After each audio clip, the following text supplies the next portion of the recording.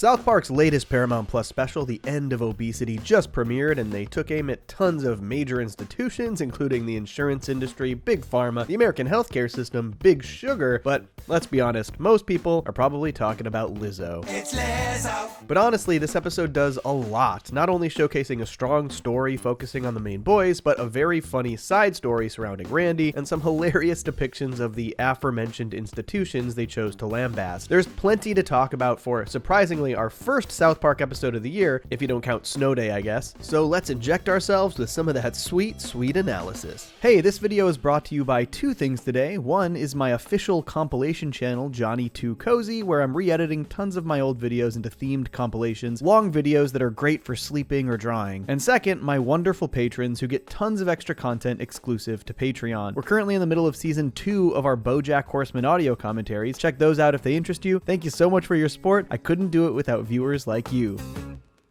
The End of Obesity had a lot of fun stuff going for it, and it all seemingly has stemmed from Trey Parker going on Ozempic himself. At least that's what we can gather from this opening, where they claim the sound effects of the injections are Trey's actual injections. But I think what makes it so great at its core is that it is a quality Kyle story, the first we've gotten in a long time. This is an episode that really showcases Kyle's good nature and desire to help the world, though it is of course filtered through Cartman once again pulling one over on him. Cartman's doctor tells him about semaglutides, meds like Ozempic and Mounjaro that are typically meant for diabetes patients, but have helped many people lose weight. But because insurance companies don't consider obesity a medical issue, they won't pay for it, so Cartman can't afford it. He is instead prescribed Lizzo. Rich people get Ozempic, poor people get body positivity. I think this is honestly a pretty perfectly framed Cartman story here as well. They basically give him a genuinely sympathetic plight, but of course reveal that his motivations are entirely selfish. He really just wants to be skinny so that when he rips on people, they don't have an obvious comeback like making fun of his weight. He only wants to lose weight to shield himself from backlash for his own terrible actions.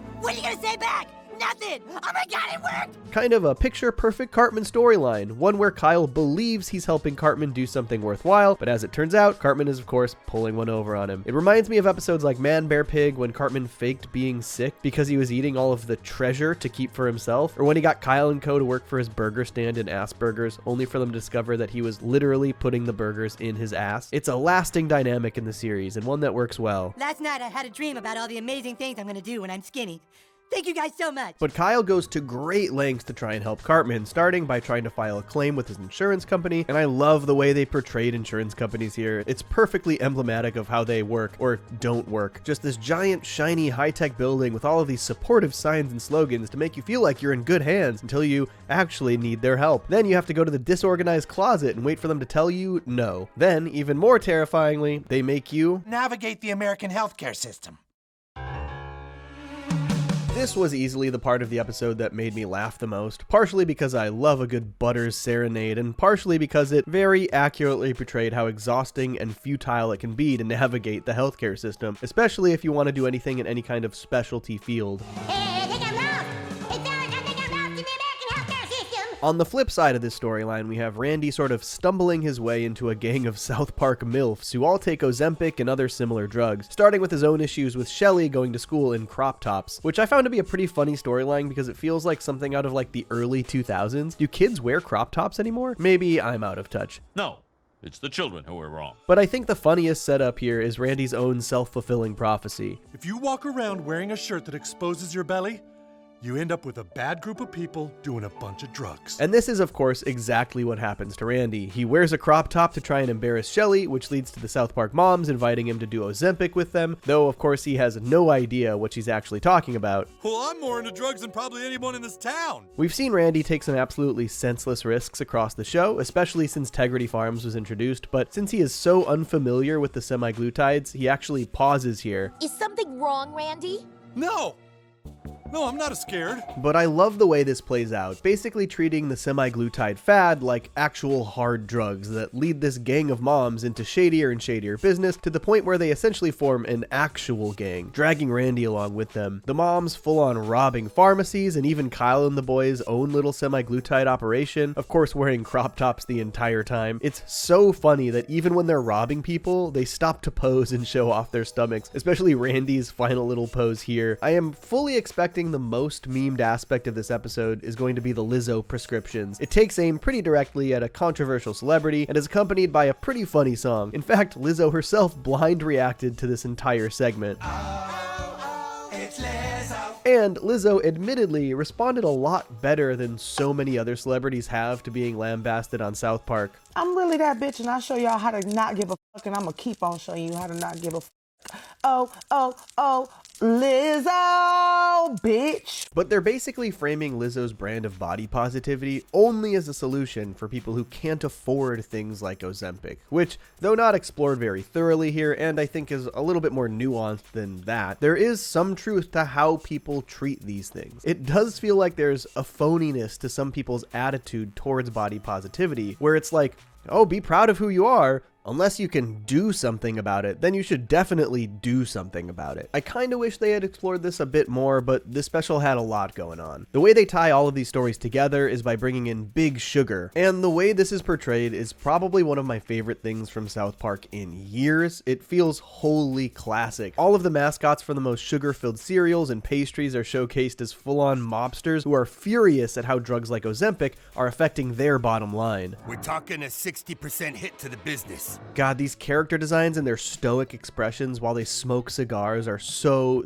funny. They end up attacking everyone manufacturing semaglutides and are framed as body positivity activists in the press, which of course culminates in a very timely Mad Max style chase sequence where the boys, the sugar mascot mobsters, and the gang of MILFs are all going after a single truck of these weight loss drugs, clearly inspired by Road Warrior, Fury Road, and of course released the same day as Furiosa. They always have something that is just so perfectly timed. This sequence is super fun and shockingly violent, one of the instances where you can really see South Park utilizing the fact that this is a streaming special by going pretty over the top with some of this action. Hey, we even got our first Kenny death in a long time. Tony the Tiger killed Kenny! And of course, in the end, even after surviving the chase, they learn that if they want to keep moving forward with their plan to manufacture these semaglutides, they'll have to once again navigate the American healthcare system, which is obviously futile and kind of leads into this special's messaging pretty effectively. We got sugar companies, pharmaceutical companies, and insurance companies all just trying to figure out how to make money off of our fucking health. And while I do think this ultimate takeaway, that it's all kind of futile, is a super pessimistic bummer, that shit is real, man. This is honestly a pretty major indictment of how big businesses operate in this country. Sugar companies profit by peddling ridiculously sweet and addictive products to us from the time that we're children, which can lead to things like obesity and different health issues, which then pharmaceutical companies and the healthcare system also use to their advantage to siphon more money from us. It's actually more like the system is working exactly as intended, just a constant resource vacuum consuming the livelihoods of everyday people. I do think the one thing I wish the special had delved into more was the more negative effects of Ozempic. They do in a more comedic way, obviously. The truth is, Sharon, I think these are bad drugs. They just made me crave everything less, and yet my dick still worked. I mean, maybe this was enough, but it does feel like these kinds of drugs are basically just socially acceptable tools to help people sort of starve themselves, which is obviously not healthy, but the rest of the special still sort of frames them as a good thing. It's still the ultimate goal they're trying to reach for Cartman, and they're bummed when it doesn't work out, but these are nitpicks because, as per usual, South Park's primary goal is comedy, and this was a very funny special. I also particularly loved that we got like an actually happy Randy and Sharon ending. You are so much cooler than any other woman out there, you know that? And I do not want you to change one bit. It seems like a rarity these days that Sharon isn't justifiably very fed up with Randy's shit, and it's nice to see Randy have like an actual positive ending where he does right by his family. You can't do it every time because he's Randy, but it's nice when we get those endings. On the whole, I thought this was a very strong special. It's maybe another instance where I don't quite see what makes this story need to have been told in the special format, but at this point, I don't think that's really worth qualming about. It's an incredibly tight narrative, seamlessly intertwining each different story in the special. It was funny, it had solid social commentary, it balanced a great kid-centric story with a classic Randy getting in over his head plotline. Just very solid. Probably one of their best on Paramount Plus. I'm guessing that maybe some people might be upset that Skinny Cartman was all a dream sequence after being advertised and passed around social media when the special was announced, but hey, I don't think we should be surprised about that. This has obviously been a pretty unique year for South Park. This is the first time since the Paramount special era began that we did not get a regular season of South Park between 2 years' respective specials. specials. Late last year, we got Joining the Panderverse and Not Suitable for Children in October and December. For the past couple of years, we would typically get the new season of South Park from February to April, like we did with seasons 25 and 26, before new specials would air later in the year. This year, instead of season 27 in the spring,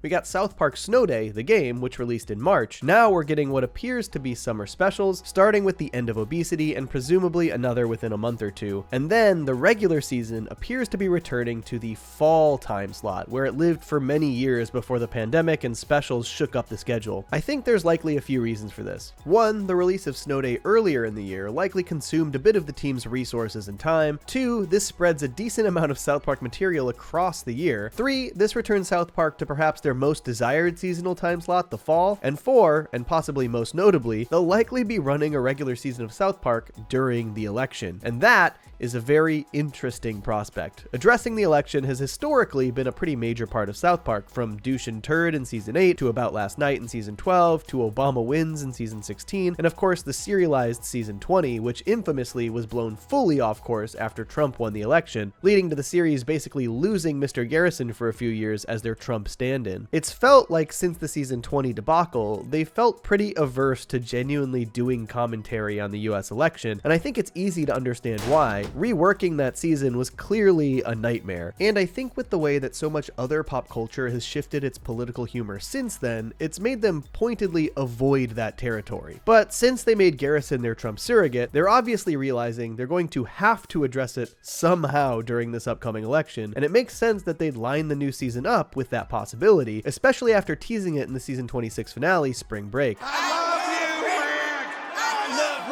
But it will be really interesting to see how they're going to handle that during the new regular season, now returning to the fall. We haven't seen much Garrison in these specials since that Spring Break episode. Who knows, maybe they'll actually set up the election stuff with a Garrison-focused special before the new season, or maybe they'll just dive right into season 27. I am both very curious and slightly dreading it, but it could be fun. And that is all I got for you. What did you think of the new End of Obesity special? What are your expectations for the next special and the return to the fall for regular episodes? Let me know in the comments below, and I'll see you next time. Peace.